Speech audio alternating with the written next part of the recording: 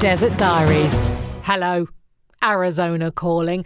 And I don't know if you've got this phrase elsewhere in the world, but my mum always used to say, if you want it to rain in the summer, wash your car. Basically, by washing your car, shining up those headlights, de-streaking the windows, which would of course be ruined if it rained, you would jinx the weather. And I appear to have single-handedly jinxed the weather here in Arizona by washing my car last week, or rather talking about how spring had arrived, because this week vast areas of the state have been ravaged by enormous winter storms, freezing temperatures, strong winds, snow, hail, the full enchilada. Gone was the glorious sunshine and balmy breezes. In came road closures and blizzards. Except, of course, here in the valley. Phoenix is in this sort of weather cocoon, really. So even when snowstorms were blowing an hour or so away, the most we saw here were thick clouds and some heavy gusts of wind. Still a big change from the week before. It's spring break for Arizona this week, or half-term as I used to call it. You might be familiar with the phrase from TV shows and films. On screen, spring break always seems to be associated with whooping college students who descend on Florida and spend a week wearing swimsuits and chugging beer and saying, "Bro," a lot. My two are a bit young for that, so instead David arranged to take them camping just northeast of Phoenix to a site in a forest just outside Payson, because spring was here. Remember that from last week? But the day before they were due to leave, we actually checked the weather to see the massive front of snow coming in, and also saw that it was going to be below freezing for most of the time. Oh dear. However, a rapid Google later, and I found a teeny cabin in the southeast of the state, so a little bit warmer, in a county called Cochise. It was still going to be nippy, but cabin versus tent, no contest. Sadly, my absolute mountain of work meant it was going to be a purely daddy-daughter trip this time. But wait for it, they were also taking not one, but both dogs with them. So I was home alone with just myself to worry about for 4 days. Well, of course, myself, 2 cats, 7 fish and a lizard, but still only just those things to worry about for 4 days. Headline: looking after fish is really quite stressful. It doesn't seem it, does it? But one of my daughter's fish, beta fish, as they call them here, you might know them as Siamese fighting fish, who she called Gordon Ramsay, is so lazy that pretty much every time I walked into her room, I was convinced he was dead. Beta fish love lying really, really close to the surface on their side. It's like they're just asking to be flushed down the toilet. Very, very stressful indeed. I thought he was an ex-fish most times that I went in there. The dragon's also very clearly missing my youngest, and every time I went to feed her, despite being super happy to sit on Britta's arm and munch lettuce, she recoiled in horror every time I tried to tempt her with celery leaves. I even managed to offer up some hideous fat superworms, as they're called, proffering a wriggling lump with a pair of tweezers.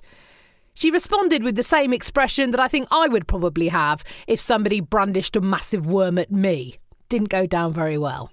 Well, at least the cats were happy to be in a dog-free home, and man alive, as much as I love and miss my family, 4 days of not having to worry about anyone but myself, walking into a kitchen and knowing that it would look the same as when you left it.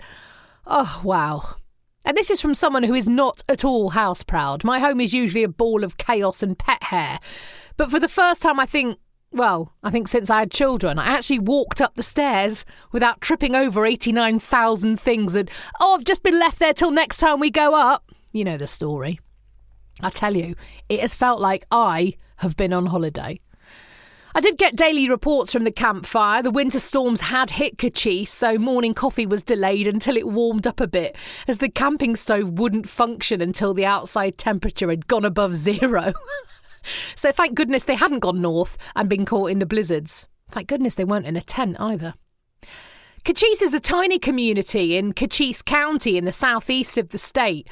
Only a handful of people still live there now, but Big Nose Kate, who owned the saloon in Tombstone, partner of course of Doc Holliday, actually lived in Cochise and worked in the hotel there after Doc Holliday died. The city of Cochise only really built up in the 1880s. It was created as a water and coal stop for trains on the Southern Pacific Railroad. More than 3,000 people called it home in its heyday, but like so many towns here in Arizona, like Jerome that was built around mining, when the industry went away, so did the people. Now only about 50 people live there. Cochise County, found in the southeast corner of Arizona, is home to about 130,000 people, though. And again, it's a new county in the great scheme of things, created in the 1880s.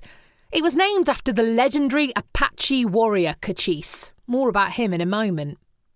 Tombstone was the county seat, as they call them here, of Cochise until the 1920s, when it was changed to Bisbee, by then a thriving mining community. A famous county sheriff of Cochise was Johnny Behan, one of the main characters during the events that led up to the gunfight in the OK Corral. And did you know that the Jimmy Stewart movie Broken Arrow was set in Cochise County? You do now. So who was Cochise the man? Well, first of all, in Apache, his name means having the quality or strength of an oak. He was the Chiricahua Apache chief and one of the key Apache leaders alongside Geronimo, who fought to resist the intrusion of the European settlers onto their land in the 19th century.